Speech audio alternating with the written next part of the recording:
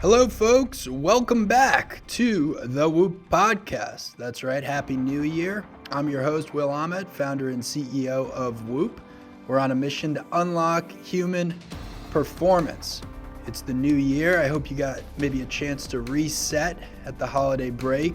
A few more green recoveries than red. Interestingly, in 2022, our lowest recovery average of the year was January 1st. So I'm hoping many of you have now since recovered from that and you're enjoying rolling into the new year. If you're a Whoop member, we're launching the January Jump Start, an opportunity for our members to set one goal for the month, track their habits in the Whoop journal, and see their progress. And that's also why we have Dr. Gina Merchant joining the podcast this week for a conversation with none other than Kristen Holmes, our VP of Performance Science. Dr. Merchant is a behavioral scientist and member of the Whoop Scientific Advisory Council. Her research is at the intersection of psychology, public health, informatics, and data science. As we think about forming new habits, letting go of old ones, and achieving our goals, there's no better person to join us in kickstarting the year. All right, Dr. Merchant and Kristen discuss how to develop new habits and get rid of bad habits, how to psychologically prepare yourself for long-term goals, staying committed and compartmentalizing goals, the impact of making small changes in a daily routine, how technology can be helpful and hurtful to developing habits, and how online communities can help some achieve their goals. If you're not yet on Whoop, you can use the code WILL and get a discount on a Whoop membership. Check that out at whoop.com. Also, if you have a question you want to see answered on the podcast, email us podcast@whoop.com, call us 508-443-4952. Here are Kristen Holmes and Dr. Gina Merchant. I am so excited for this discussion with behavioral scientist Dr. Gina Merchant. Dr. Merchant has spent her career studying how social online and offline social networks influence our health behaviors and healthcare decision-making, as well as measuring both the quantitative and qualitative effects of spending time on social media platforms, and just how they, kind of affect our health. Gina is also a new member of our Whoop Science Advisory Council. So Gina, welcome. We're so excited to talk to you today. Thanks, Kristen. I'm super happy to be here. So as the new year and resolutions are top of mind for a lot of our members, we wanted to leverage your expertise in all things health behavior change with the goal of coming away with some really clear, actionable, and scientific steps that will help our members on their respective change journey. So I guess with that as an intro, just what would be your advice, Gina, just on kind of creating an initial framework around change? Like, where would you start the thinking for an individual?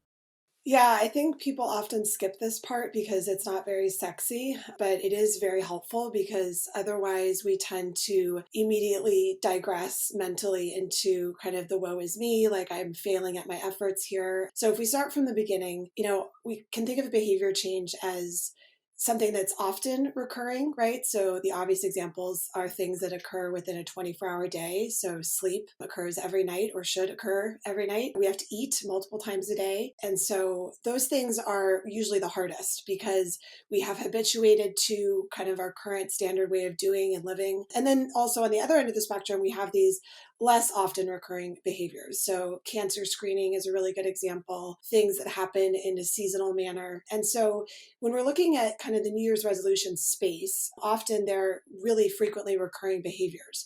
And so the challenge that immediately confronts us as humans is that our current environment, so both our social and our physical or built environment, is going to have a lot of influence on what we do. So say someone decides they want to lose weight, like that's the most common thing. Well, we've got to break that behavior down. So I talked about the frequency of it recurring, as well as if we think about the goal of weight loss or what goes into that. So we've got diet, we've got physical activity, and then we often skip like sleep and alcohol ingestion. But you want to think about which of those are you going to tackle first. And then once you've sort of landed on which one is the most reasonable, the most desirable to you, then you can start down the path of what does that look like to make changes within your day. The other piece of behavior change framework to consider is whether you're looking to start a new behavior or stop an existing one. And if you're starting a new behavior, it's highly likely that you've tried to start it before. So you might be familiar with what cues and ways to reinforce it that didn't work in the past, and you should leverage that historical data. But if you're brand new, never tried this before, it's important to recognize that your environment, meaning both your physical built environment as well as your social environment, likely isn't super supportive of this new behavior. And that's not a dismissal of either your physical or your social environment. It's just a fact. And so you're going to have to actively work to generate or create new contextual triggers and cues to support the initiation of that behavior, as well as to give yourself some positive reinforcement when you make progress on the behavior change journey. Differently, when you're stopping something, it's true that you likely have an abundance of contextual cues, physical objects even, especially if you're thinking about drug or alcohol use, right, that exist in your environment, as well as your social environment. And so you have to actively coach yourself to turn away from these things, and then obviously physically removing items in your environment. And this is going to vary in terms of how deeply entrenched or how long you've been doing this behavior for in your life. Some things are incredibly contextualized,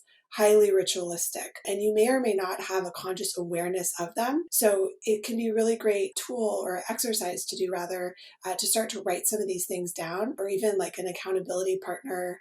This person may or may not live with you, but really to talk about, oh gosh, like, or you can even talk to yourself about this. Like, this is something that is triggering me to do this thing, and I don't like that. And then find a way to, again, either coach yourself to turn away from it or to remove it if possible. I'd also add one other thing, which is often when we think about quitting something, we ask ourselves the question, is this bad enough to quit?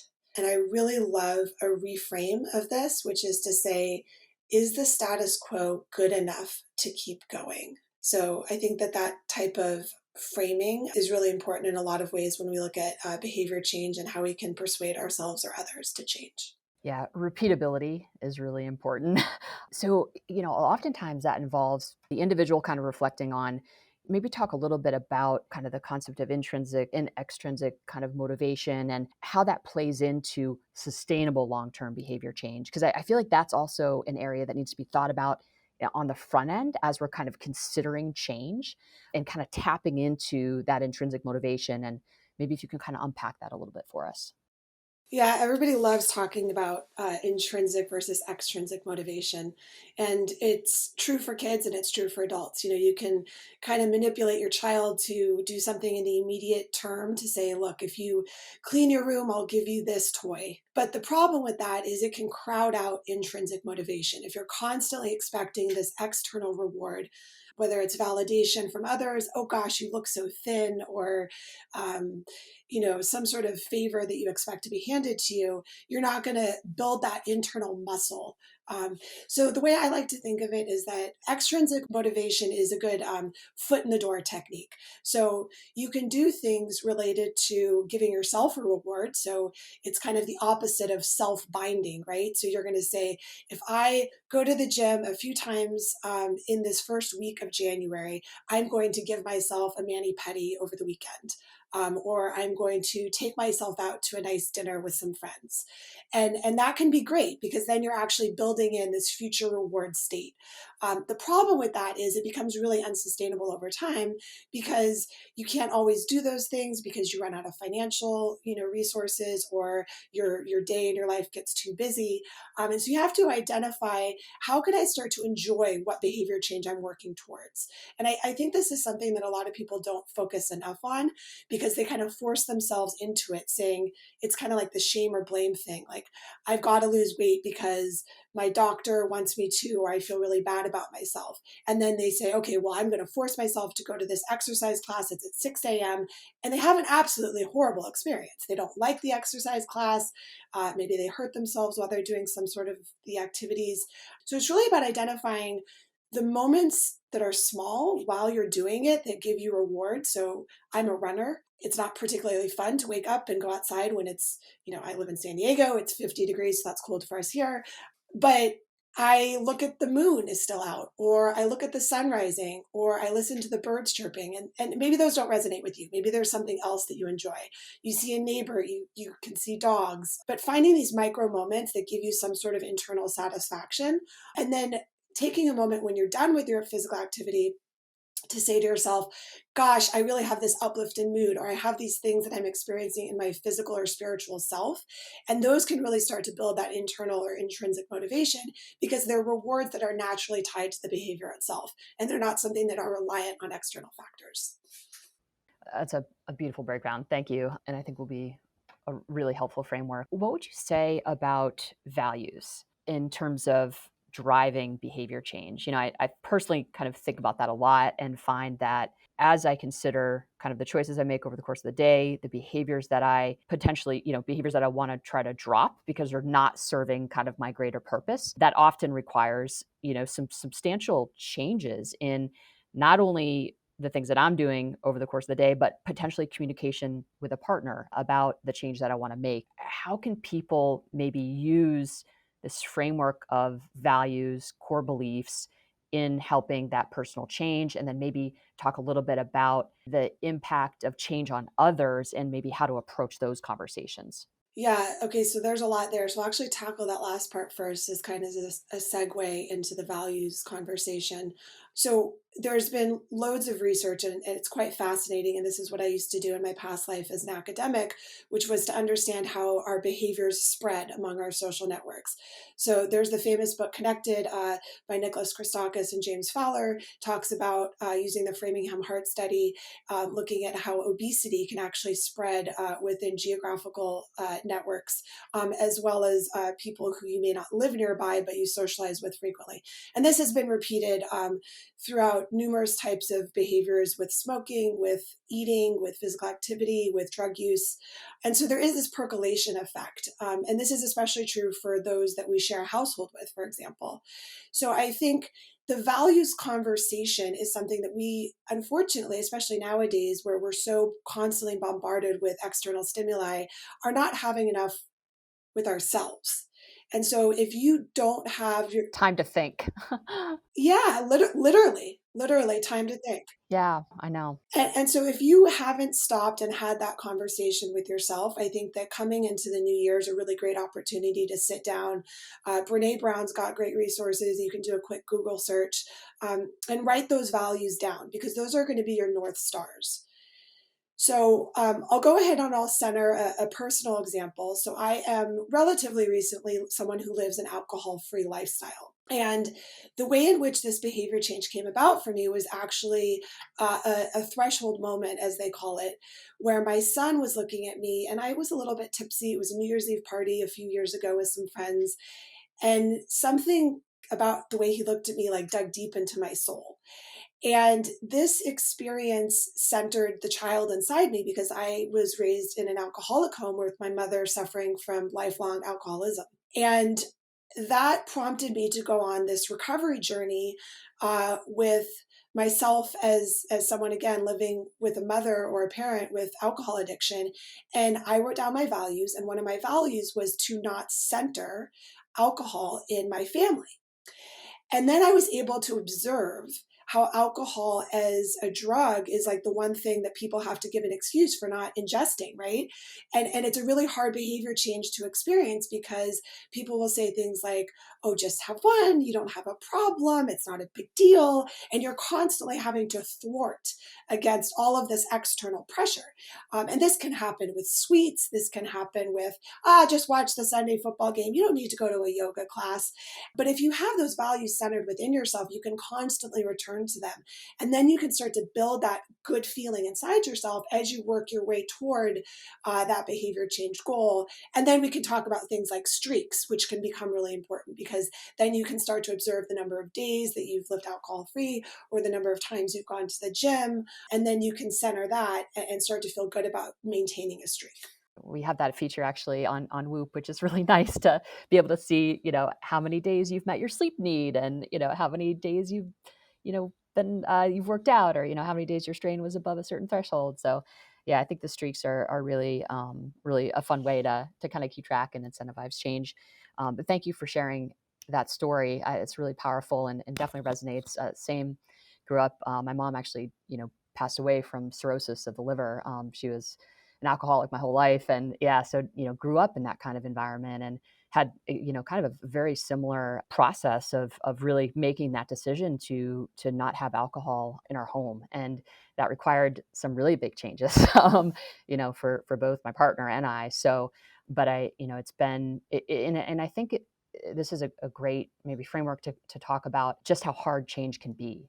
And in order to make a big lifestyle change, what are some boxes that you need to check to kind of ensure that number one, you can sustain it, and number two, that this is actually really something that you care about. And you kind of talked a little bit about values and how that can kind of connect, but are there any, kind of, I guess, for lack of a better word, just like a very clear framework on just, okay, we're about to engage in like a big change. What are the non-negotiables, and I know we need to create some sort of gray area potentially because we need to forgive ourselves. We're going to go off track. We're going to have engage in a behavior that contradicts the things that we value and contradicts the change that we want to make. But how do we kind of reconcile that and be tough enough on ourselves where we do what we say we want to do without crushing our soul?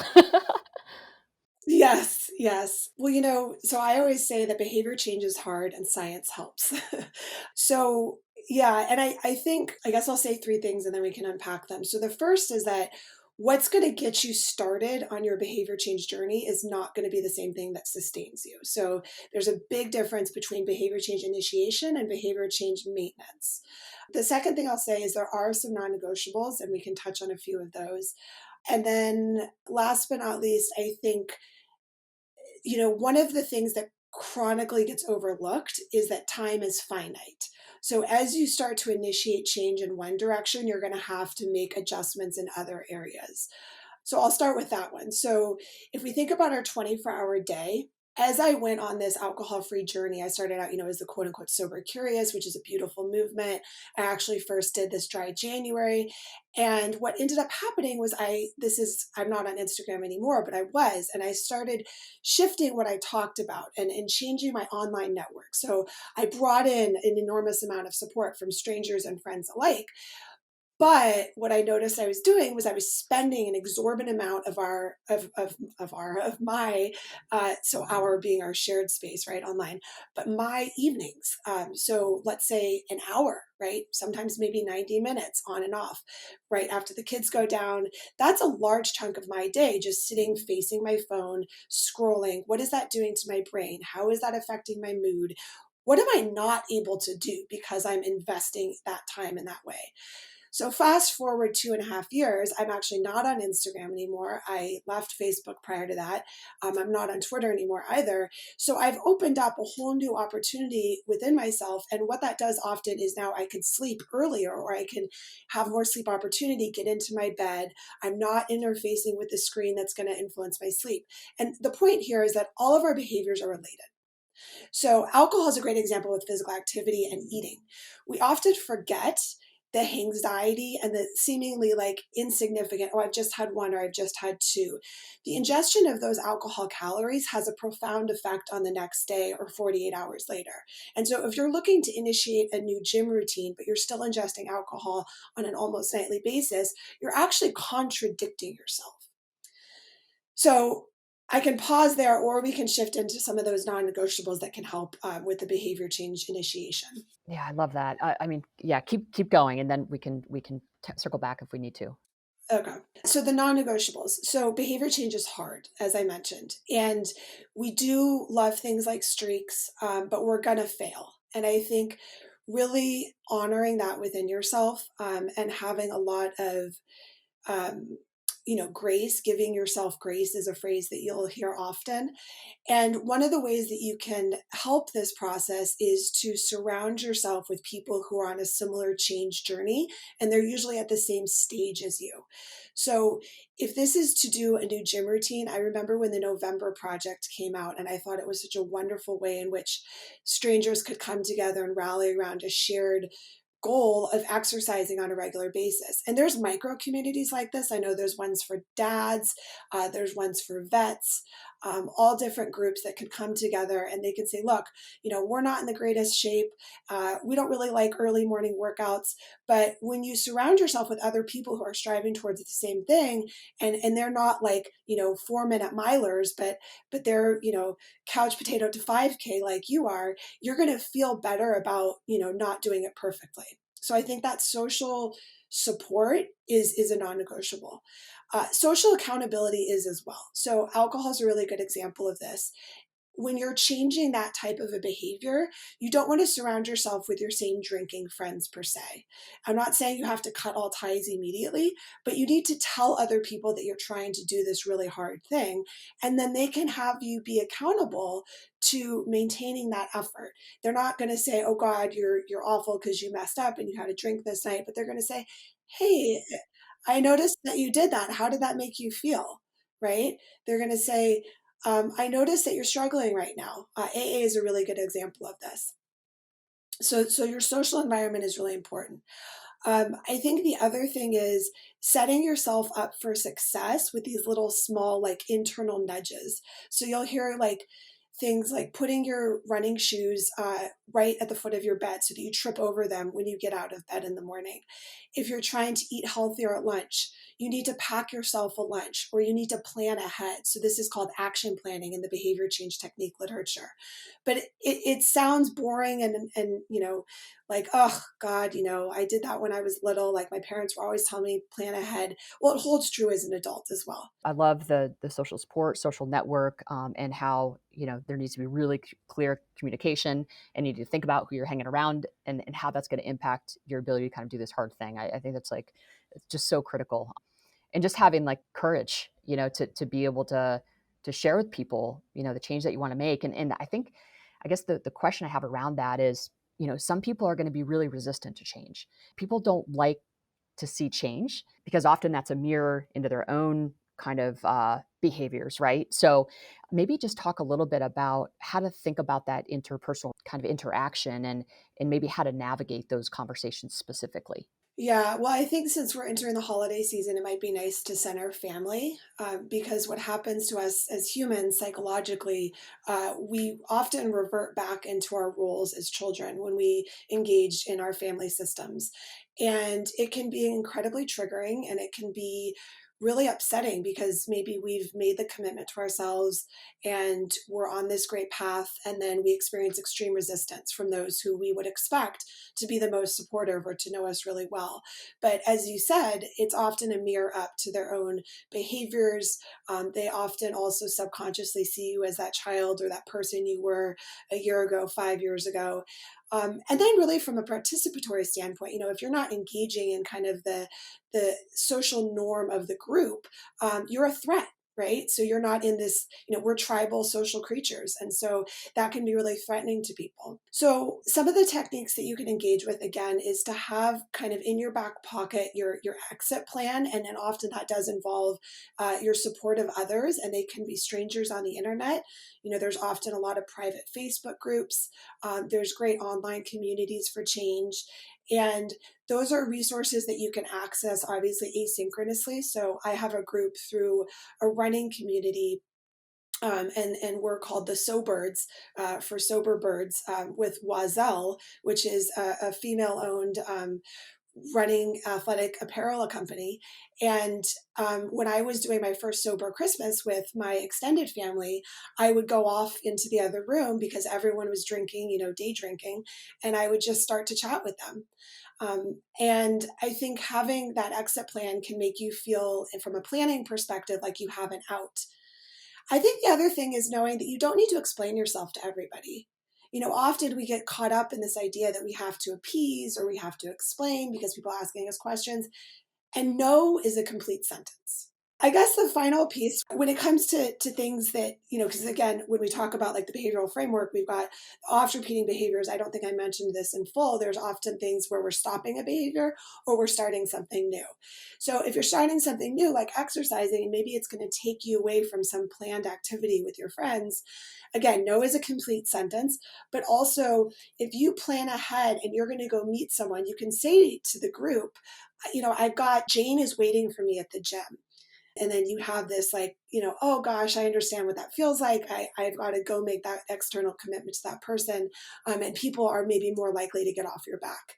I also think, though, there is this process of kind of shedding, maybe sounds too harsh of a word, but making these changes to whom we spend our time with, because we often birds of a feather flock together. And so you're going to observe a change in your network as you make those shifts. And often you'll hear people in the maintenance part of behavior change have this total revolutionary, you can hear the excitement in their voice because they've adopted a whole new family, and they feel really empowered because of that. And that's the group that's going to sustain them over the long haul. Oh, yes, that's such good advice. And I think what really sits with me as you're kind of talking through this is the amount of pre-planning that does actually in fact take place. Just with this one change that you want to make in your life, it has this cascade across, people you're interacting with, just the little micro choices you're making daily. And maybe we can sit on that for a second, in the sense that, when we think about our individual role in change, and as someone who's coached athletes for many many years, and young athletes, I really try to share some level of wisdom around that.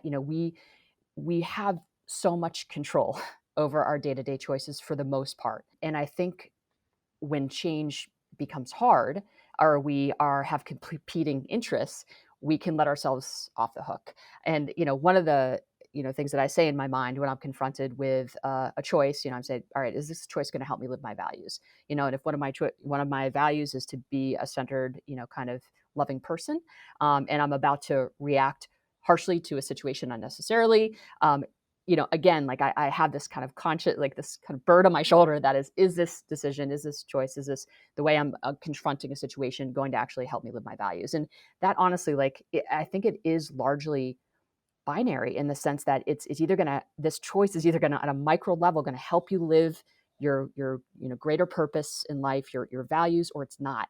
What do you think about that as a framework? Is that too binary and too harsh, or do you think that's a good framework for people to think about their individual role and change? Yeah, no, I think it's a good framework. I think where we get into trouble with it is that it's a privilege to be able to do that. So I mean that in a couple of different ways. One of them is time scarcity, and competing demands and cognitive fatigue. So we're often in suboptimal choice environments as we move about our day. And so one of the ways that we can, what I'm saying is that's a hard thing to center when you're in a lot of constraints, when you're experiencing a lot of constraints. And That makes a whole lot of sense. yeah, so one of the things that I've really enjoyed bringing into my own life is HALT. So hungry, angry, lonely, or tired. The idea here, and this I think is actually from the behavior change around alcohol and drug use community, but if you're about to have some sort of impulsive decision, whether it's toward food, when we talk about addictive behavior, we're so much more sophisticated than we were even 5 or 10 years ago. Our phones are addictive, impulse shopping, gaming. I mean, we tend to just look at like drinking to extremes or, eating to extremes. But for all intensive purposes, anytime we make a choice, to your point, that is against what our actual value system or our desire coming into it, we're leaning into that addictive part of our brain, right? We're just erring on the side of give me that quick dopamine hit. I got to have this thing right now. And so the halt is a really good way to center yourself, because often those are constraints we're operating under.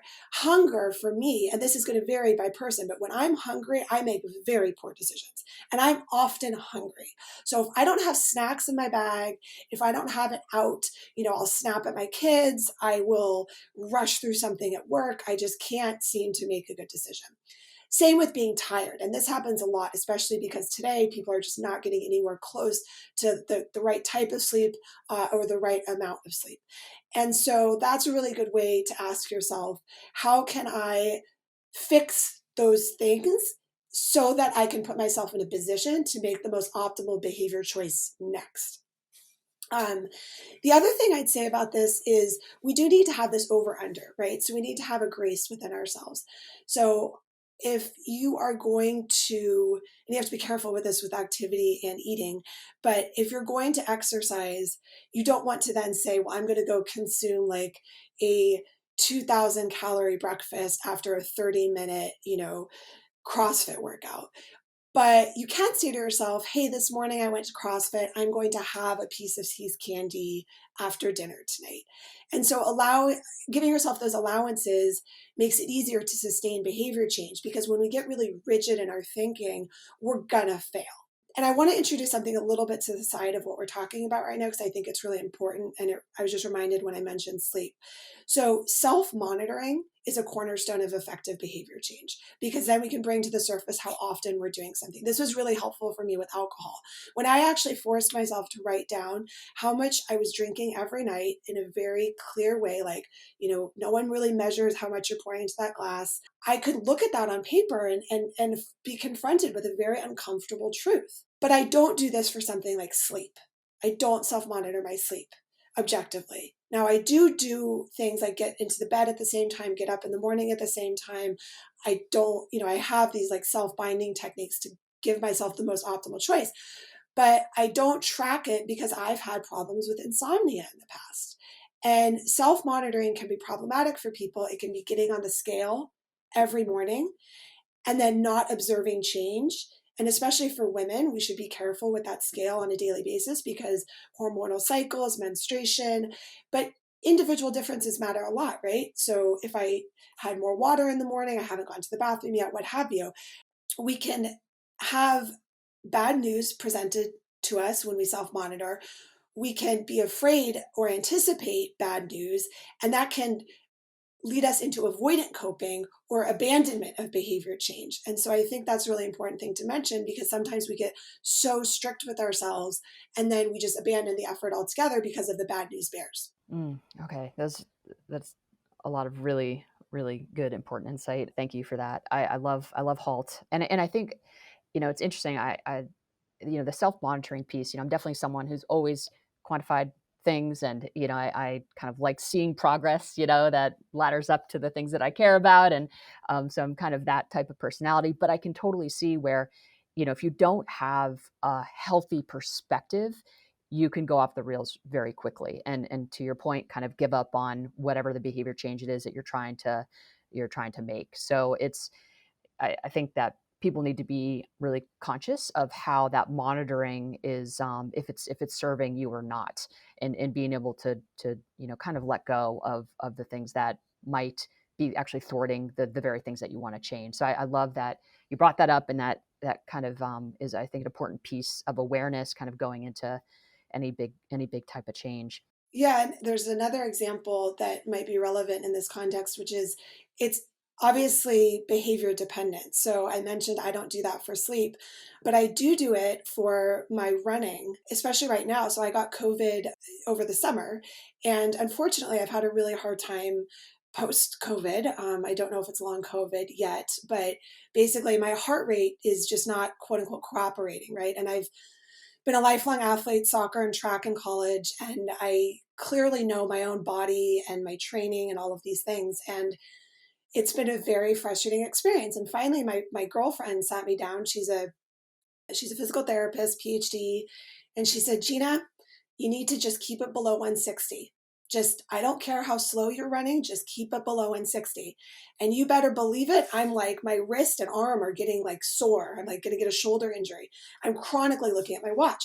But this is important because this prevents me from, I'm serving my long-term self. And so there's going to be areas in which self-monitoring might serve you and areas in which it won't. So it's never the case that you should apply some behavior change technique to everything. You have to really look at it in context. I love it. Okay. So now that we kind of we have a framework for the change that we're going to make. We've, thought about all these kind of, I think, principles, scientific principles that are going to help, improve our chances of making this change versus not. Now let's maybe talk a little bit about goals. Like, how do we actually set goals off of this? And I'd love to just get your thoughts in terms of how does self-determination theory kind of factor into goal setting? And is that even a framework that makes sense from your perspective? Like, how can people think about that? Oh, good old self-determination theory. I know it just, Richard Ryan, Edward Deci, I can't help but want to bring them up. I think I'm glad you did. I mean, I think so. Just as quick side note, I get asked all the time, like, what's the framework? What's the in my roles throughout my career, and I'm very often loath to do so. I'm not going to. I've got my toolbox. I've got my shelf of techniques and things that I bring to the table, but it's really not one thing, except perhaps self-determination theory. So as humans, we are very aware as animals, or at least I think we should be aware. We forget sometimes, perhaps, because now we live in these industrialized modern societies. We've got food, water, shelter, and we need those things to survive. It's equally true that we need autonomy, competence, and relatedness to thrive as humans. And so, if we don't get those needs met, we are going to suffer from severe mental distress. We might develop, chronic mental health disorders like depression or anxiety, and our physical health is going to suffer as well.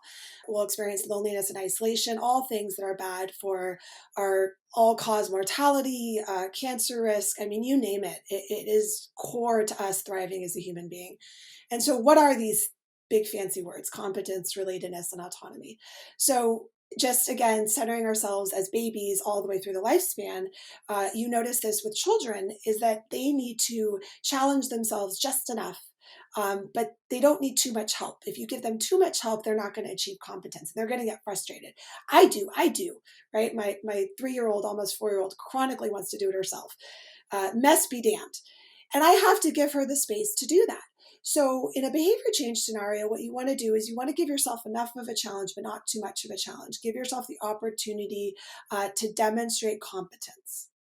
The other thing is autonomy. We really need to have enough choice in our life. And this is unfortunate. We see a lot of health disparities, and you see a lot of the racism that's institutionalized in our world and society come to bear a disproportionate burden on Black and Brown communities and communities of color. And what this looks like is people who work, multiple jobs, they don't have a lot of discretionary income, and so they don't have a lot of choice in how they spend their time or what types of things they can do in order to make health behavior change possible. But if people can find ways in which they have choice and they have autonomy over the things that they do, you're going to have a lot better long-term success. So again, using that simple example of forcing yourself into an exercise class because it meets your schedule and then discovering that you hate it, let it go. Go try something new. And it doesn't have to be fancy. Brisk walking is a great physical activity and it doesn't cost very much money at all. You need a pair of shoes. And then relatedness is this idea of surrounding yourself by others like you. You need to be seen, feel seen. And this is, I think, getting a little bit better in society, although we still have a long ways to go. And so surrounding yourself by others who quote unquote get it is going to set yourself up for success. Amazing. Appreciate that breakdown. Okay, so one of the areas that I think can be a problem for folks is that they want to make this behavior change, but motivation is kind of waning. And how I think about it is motivation is really tied to a lot of not simple. I don't want to, sleep is not easy, right? I mean, as someone who suffers from insomnia, better than anyone that sleep is very difficult. It's not an easy behavior, but we know that there are some behaviors that provide a foundation for other behaviors. I think to your point, like you want to oftentimes people to think about the relationship between, eating, sufficient amount of food during the day, not overeating, and how that actually relates back to sleep and the hormones that are affected when we get insufficient sleep. Same with alcohol, if we don't get sufficient sleep, be potentially more impulsive the next day, right? And make decisions that we wouldn't otherwise make. So sleep is really important. Other things like, viewing screens within a couple hours of bed, it can fragment our sleep, but more important, impact our dopamine system next day. So it's like, how would you help someone think about, I want to make this change.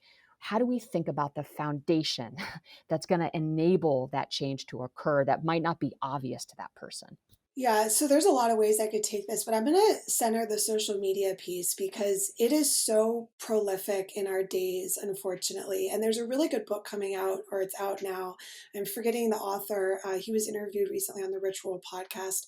And they've done studies now where social media use and kind of rage tweeting, for example, doesn't just increase the person's cortisol and anger, indicators in the moment in which they're doing the behavior on social media, but it has this long tail effect. So the next day, next week, the human is actually experiencing increases in indicators of anger, both physiologically as well as behaviorally. So that's a really important thing to think about. And anger is just one example. Another one is social comparison and our sense of self and our sense of self-worth. So if we're constantly confronted with these artificial representations of others, whether it's their vacations that they've taken, how perfect and clean their house looks.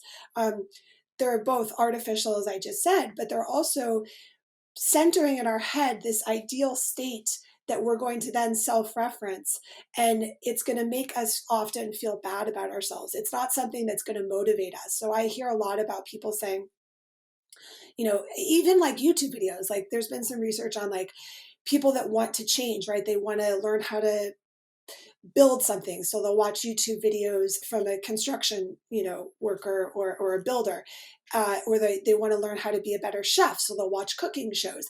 So they're spending all this time actually, engaged in what they have convinced themselves. And I don't mean this as a pejorative, but it's just the way our brains work, right? That I'm learning some skill. Well, watching other people do it is a very, very, very small part of it. As they say in soccer, the game is the best teacher. You need to put yourself in this situation to go do that behavior. And so we spend an exorbitant amount of time on social media engaging with others. And I think that we convince ourselves that that serves as motivation, but it's both harming us because it's having all of these negative downstream effects, which are so myriad in their number and their diversity. And then it's also literally taking time out of our precious day, which we don't have a lot of in a discretionary perspective, to engage in those things. So you have to really build into your day the opportunity to be successful. And some people are going to say, well, I'm not a morning person, or you get tired at the end of the day, you get stuck in traffic, I don't have time in the afternoon. You have to really do self-experimentation with when it is that you can engage in those new behaviors you're trying to introduce. So I think from a foundational perspective, letting go of a lot of the time spent on social media and then finding the time in your day to allocate to the behavior change effort is important. Would you say so? There are obviously tons of different types of behavior change that are possible. Is there like a rule of thumb when we think about, stopping behavior cold turkey versus kind of weaning yourself off of like what you consider maybe is a bad habit that's not serving you, that you want to try to make the change? How do people think about that? Yeah, that's a great question. So I think first it's important from a like PSA standpoint to say, a lot of people do need professional help. So I'm going to talk about harm reduction because I think that's a really good example of this. And some people can do harm reduction under the supervision, and this is related to obviously alcohol or drug use, if they're going to look to stop that harmful health impairing behavior. But it's under the supervision of a medical doctor and clinicians. And then some people would need to go into like a detox environment.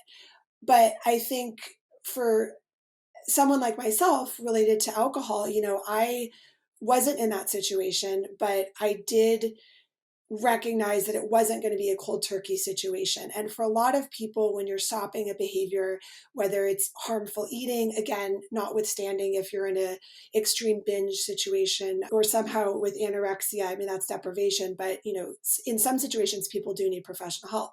But if you're like, the majority of the population that's looking to stop something harmful, generally speaking, you should not look to go cold turkey. I'm going to caveat that by saying dry January, sober October. I don't know if there's corollaries for other behavior changes, but those are great kind of catalyst events that you can jump into, full bore and experience what that feels like, because you are going to need to attain a streak. to often experience the benefits, like the full body, mind, spirit experience of what it feels like to be fully like disengaged from the bad habit that you want to break. But the problem with that, which is why this is a caveat, is that that's often really hard for people. So I've heard people with dry January say, I could only make it 5 days and then I'll, F it. It's the weekend. I'm going to go out with girlfriends. And so if that's not working for you, it's just, again, breaking down the day into these micro moments and saying, what is it like for 24 hours? What is it like for 48 hours? And then maybe if there's a slippage, and you can kind of build on that over time. I mean, success breeds success. I think the other thing that's important to center here, you and I are both athletes. And when I look at physical activity in particular, because I used to do a lot of physical activity research, we're quote unquote experts. And most people are going to be novices when they enter into this change state. And I'm at a massive advantage. So when I came back from both of my pregnancies, yeah, I had a ton of weight. I gained a ton of weight with both my kids. I was so swollen. I had preeclampsia. I was like all the things, I had them. But I knew how to train my body. I knew how to suffer through it. I knew how to just struggle and just put one foot in front of the other. But I have the luxury of that because I've been doing it since I was, 7 years old. And so giving yourself that grace, recognizing that the behavior change is hard, is really important as you go about this process. Yeah, and maybe just kind of further expand on, how do we kind of set, or should we be setting kind of minimal thresholds?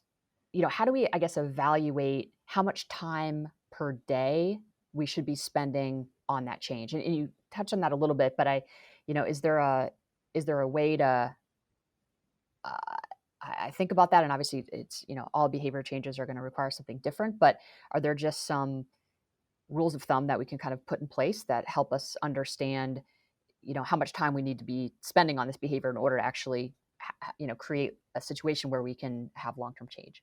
Yeah, so there definitely are public health recommendations, as you know, for various behaviors. So for alcohol, it's 1 drink or less per day for women, I think. But they're actually, I do believe in the process of, or I feel like I'm getting that wrong. Go ahead and Google that. Don't quote me on it. And it's slightly more for men, and that's, a standard drink is in a measured amount. For physical activity, it's 150 minutes per week of moderate to vigorous. And when you look at where, and 10,000 steps a day, but when you actually self-monitor and you look at where most humans are across all behaviors, as sleep, great example, right? 8 to 9 hours a night for adults. Yeah, we're not good at self-reporting our behaviors. Yeah. Right. So if you look at the public health data, if you want to look at the Burfist versus the NHANES, I mean, it's stark. The objectively measured accelerometer data compared to self-reporting is not well correlated. It's just not. Yeah. It's okay. So we swallow that and we sit with it for a minute, and then we say, okay, well, where am I today? And I think that's really important. It's an individualized goal. And I think our systems, I used to spend time in this dynamic system space from a digital health perspective, where we have like controllers, and these, it's from control systems engineering, but we have a way in which we can use technology to support our behavior change. And I think a lot of the digital health companies aren't there yet today, but they're getting there. And I think, Whoop is a good example of a much more sophisticated experience, but not all. And Gina, you're going to help us be even better. That's why we brought you on. I do want to caveat this by saying that not all apps are created equal. So a lot of the marketing claims don't match the experience. So that's really important to understand. But let's just use the daily steps as an example. So if you set out to say, well, public health says 10,000 steps per day, and you start wearing some sort of, watch, and it tells you that you're at 3,000 steps, that's a huge delta. So instead, I would recommend saying, okay, I'm at 3,000 steps, monitor yourself for a week. And your average is, let's say, 3,500 steps. Maybe you get more on the weekends than you do during the week because you're working and you're sedentary at your desk. Set your goal for, 15 or 10% more than that. I'm just making up a reasonable increase. And then that's what you work towards. You're not going to center yourself at, like, again, the 4-minute mile is an extreme example, obviously, or I'm going to go run a marathon. It's like, can I complete 1 mile without stopping? Or can I get closer to 10,000 steps by the end of next quarter? And then this is where that social support and getting surrounded by others like you is important, because then you can see other people suffering or striving towards the same goal you are. And you're not looking at like Serena Williams as your icon for like, your physical activity exploits. Right. Okay, gosh, there's I think a lot of really good stuff there. I mean, I love the idea, and of course I really believe on that health tech is a way to foster human performance and flourishing and everything. So as that is a kind of a framework, or to, I guess, caveat what I'm going to say, I love knowing my baseline, for all the reasons that you state, because it allows me to then be able to make goals that are actually achievable, and I think without knowing our baseline, I think sometimes we over index on our capabilities. And then we're disappointed that I didn't do what I said I was going to do. And meanwhile, what I said was going to do is that delta is so big that it's not even a realistic thing. Like I didn't create a realistic goal. So we know realistic goals are really important in order to actually facilitate behavior change. So I do love the opportunity that technology gives us to really provide that baseline as kind of a source of truth, even though the truth can be harsh and hard to digest at times, but just kind of understanding, hey, where am I actually at? And then be able to make, some reasonable kind of goals and milestones off of that. You mentioned kind of support. So there's, I think that support, it can be awesome, as benchmarks, but it can also go wrong. So in terms of like social comparisons and competition, how do you and our members just love to compete with each other? I think it's just the, kind of the mindset of a lot of our members. But what's the kind of the healthy way to think about that as it relates to behavior change? Competition's great. And I think it's fun, right? Or it should be fun. And when we start out when we're little, you're playing tag. My son, he's in first grade and he's playing tag on the playground, and you learn how to lose gracefully and you get frustrated and you want to do better. Where it becomes problematic as adults, in particular, is that we're comparing ourselves to people who we have zero visibility into their preparation, training, resources, and so forth. So I used to do triathlons, 15 years ago, and I didn't have very much money at all. And I wasn't really a very good swimmer. I was a very good cyclist, very good runner. But from a cycling perspective, I couldn't afford a fancy bike. I could never afford the trips, all of these things. And I, would go on Strava, or I would be at the, early morning YMCA swim, and I would just get really down on myself. And I was also like getting my PhD at the time, and it was just, there was a lot going on. And what I didn't give myself in terms of grace was recognizing that a lot of these people had large amounts of discretionary income, came from a swimming background, had more time in their day to allocate towards their experience. And frankly, they enjoyed it more. I was engaging in it from a competition standpoint. And so I think if I can bring up internal family systems for a minute, we all have multiple selves. And so one of the things that I think helps, if you are able to, you know, have the resources and the time to get a therapist, and I know mental health resources are getting better, but they're still for a privileged few, unfortunately, especially in the United States. It can really help you understand yourself better. And so for me, one of the things I've been working on is saying, I'm naturally extremely competitive. And so I will, or have been more historically in the past, engaging in things purely because I just want to win. And they don't really serve my long-term interests. And letting go and recognizing that that was why I was participating in the first place has freed up time and space in my day and my heart to pursue activities that give me a greater sense of worth and a greater sense of kind of euphoria, frankly.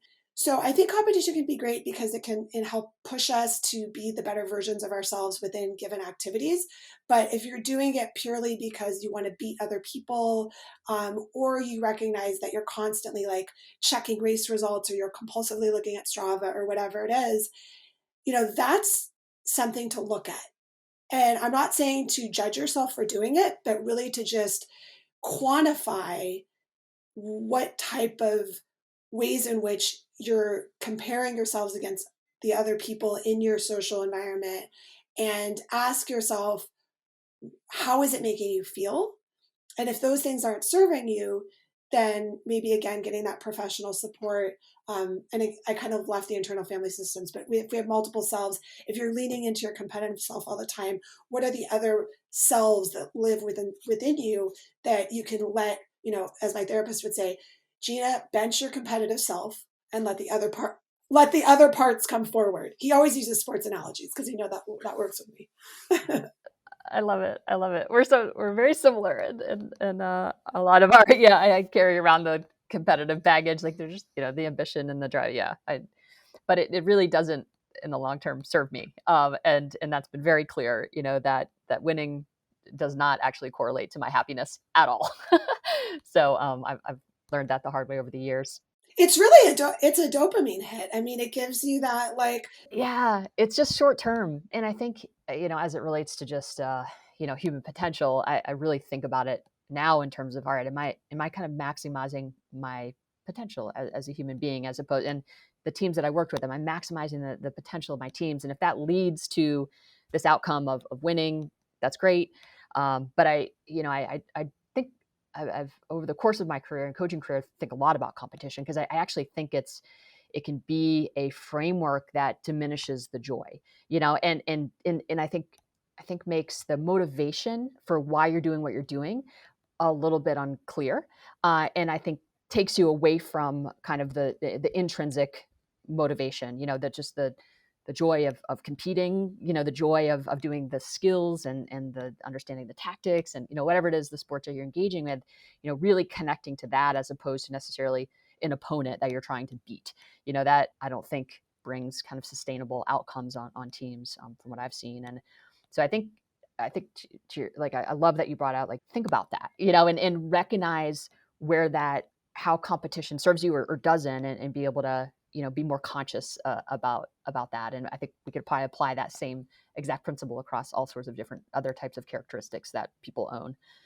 yeah. And I think bringing up rest is really important here. So if we talk about periodization for athletes, I apply that within my work life and the teams that I work with and people that I manage, because if you're constantly centering competition, it doesn't give a lot of space to rest and recovery, and it doesn't allow you to have that kind of fallow period where you're letting a lot of the work, put the hay in the barn, right? Like you're tapering before a big race. The hay's in the barn. Like you're not going to be served by getting out there and getting after it a few days before a big race.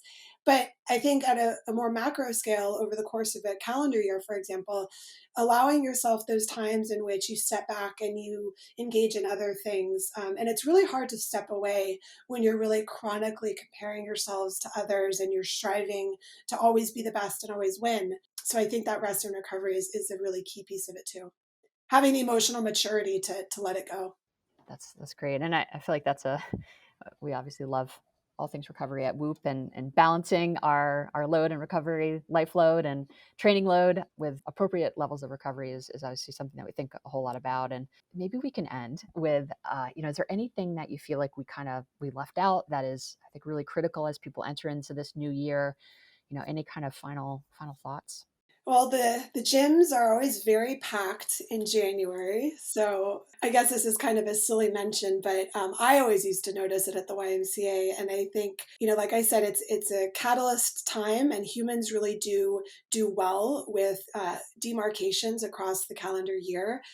They can be seasonal, like January. They can be summer for quote unquote bikini season, which is an awful phrase, or they can be like personal events like weddings and so forth. So I think using those as catalysts is great, but it's also true that there's a lot of kind of external energy surrounding it. So there's hubbub, there's a buzz about the January timeframe, and when that dies away, if you haven't set up kind of the internal architecture within yourself for lasting behavior change striving, then you're going to be sorely disappointed. And so I would really recommend people to sit with their values, write them down, identify the why that they want to do this. And a lot of that does, again, take some brutal honesty.